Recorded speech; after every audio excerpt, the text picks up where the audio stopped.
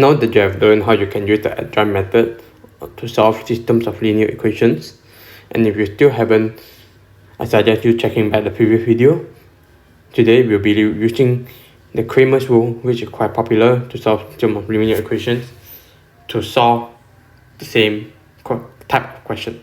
Right, now let us look back to the previous question we tried to solve in the previous video. 4x plus 10y equals 40, x plus 5y equals to 2. Okay, in Cramer's rule, instead of setting it up into a matrix as such, now in Cramer's rule, the first step, okay, what do? It's okay, we find the determinant of A. So in this case, determinant of A is, okay, first step, let me redo it. First step, take the same step as previously. Take the coefficient of the variables 4, 1, 10, and 5. Right? Then what you do, you find step 2, you find the determinant of A, which is 4 multiplied by 5 minus by 10 multiplied by 1 equals to 10. Alright?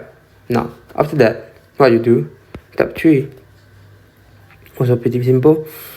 You take, to solve for x, right? You take 1 over the determinant of A. Sorry, not 1 over the determinant of A.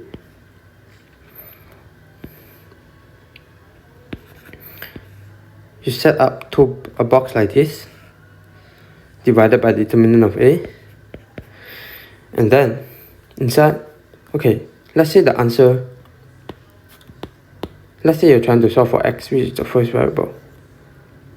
You replace the first variable matrix with your answers, your final answers, 40 and 2. Okay, so this one we move into here, 40 and 2, and then we put in our y variable coefficients, 10 and 5. Right? Finally, you try to solve this way, where you find that the determinant of the upper part of the fraction. Right? You find the determinant, which is 40 multiplied by 5 minus 10 multiplied by 2 divided by determinant of A, which you found earlier was 10, equals to 200 minus 20 over 10. What you get?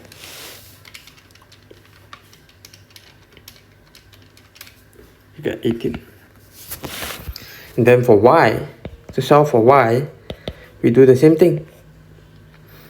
Since we are solving for y, let us put the x coefficient inside, 4 and 1, and replace the y coefficient with the answer you're trying to find, 40 and 2.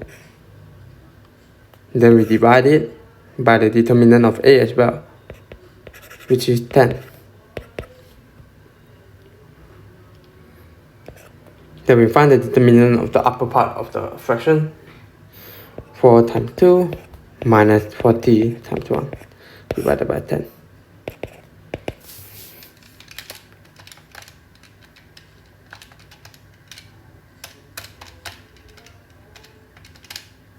You get negative 16 over 5.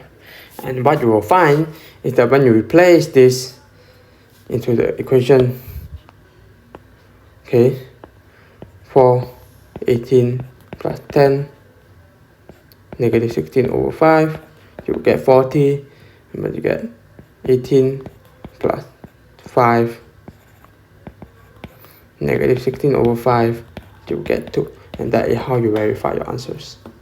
Now, moving on into more practice questions, so you get a deeper understanding, but I suggest you to try these questions out yourself first before we move on to solving it together. Assuming that you're given it a go, let's solve both questions together, right? Here, remember the first step?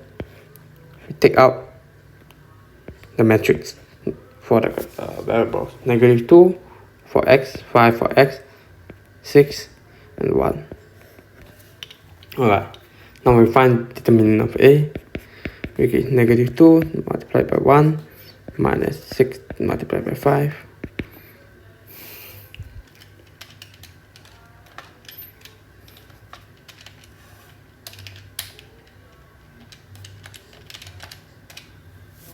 -32. Alright. And then after that we take x equals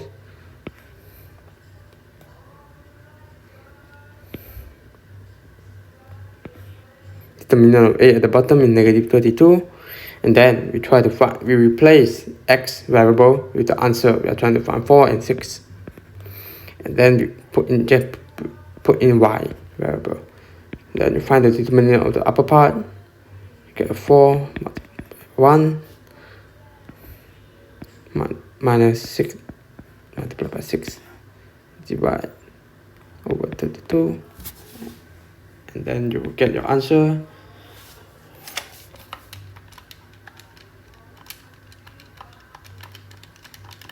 It's 1. Y equals to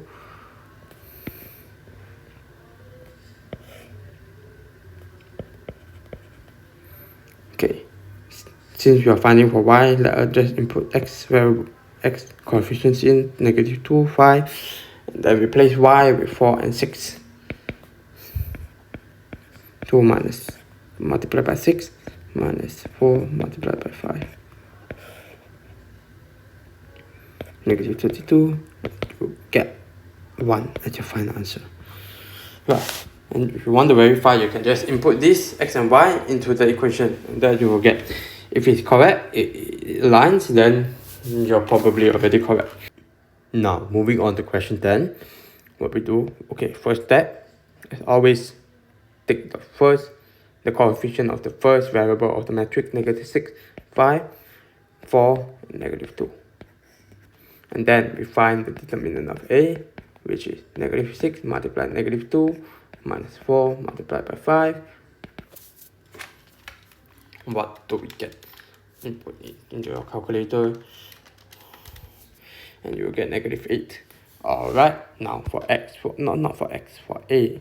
Remember, it always works for every other variable, regardless whether it's x1, x2, xy, or maybe even A or B, or maybe S and T, whatever. Okay, it works.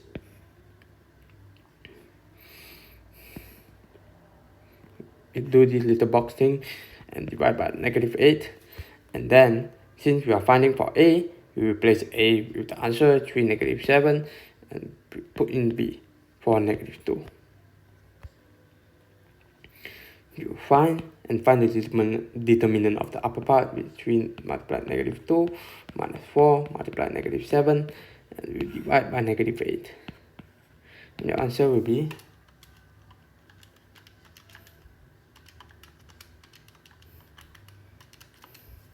-11/4. For B,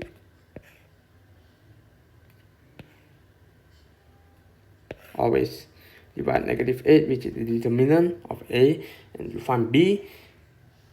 Well, okay, B, since we are finding for B, we keep in A, -6 and 5, and then we replace B with the final answer that we want, 3, -7, equals to, then you of course find the determinant, -3, 5, -8.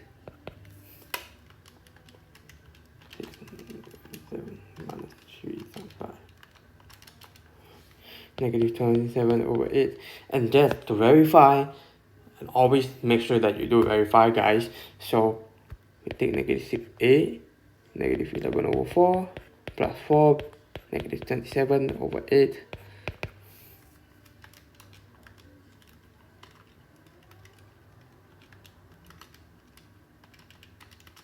4 plus 4, -27/8. And you will get 3, and that is verified. So if it's correct, your answer is probably already correct. And that is how you use Cramer's rule to solve for 2x2 matrices equations. In the future, I will be trying to go over 3 by 3 equations, so stay tuned for that.